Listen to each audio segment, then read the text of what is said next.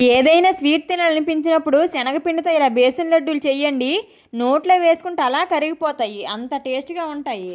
దీనికోసం ఒక కప్పు శనగపిండిని తీసుకుని బాగా జల్లించుకొని పక్కన పెట్టుకోవాలి.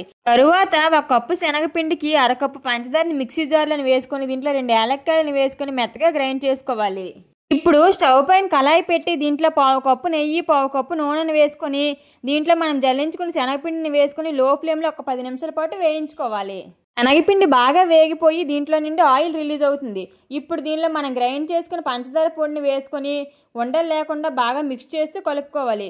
ఇదంతా బాగా కలుపుకున్న తర్వాత ఇప్పుడు స్టవ్ ఆఫ్ చేసుకొని దీంట్లో కొద్దిగా జీడిపప్పు పలుకులను వేసుకోవాలి. ఇది కొద్దిగా చల్లారిన తర్వాత చేత్తో కొద్దిగా తీసుకొని రౌండ్గా బాల్స్లా చేసుకోవాలి. దీనిపైన గార్నిష్ కోసం బాదం పప్పు కానీ పిస్తా పప్పు కానీ వేసుకుంటే ఎంతో టేస్టీగా బేసన్ లడ్డు అయితే రెడీ అయిపోయినట్లే. అంతేనండి, ఇలా సింపుల్గా 5 నిమిషాల్లో లడ్డు రెడీ చేసుకోవచ్చు.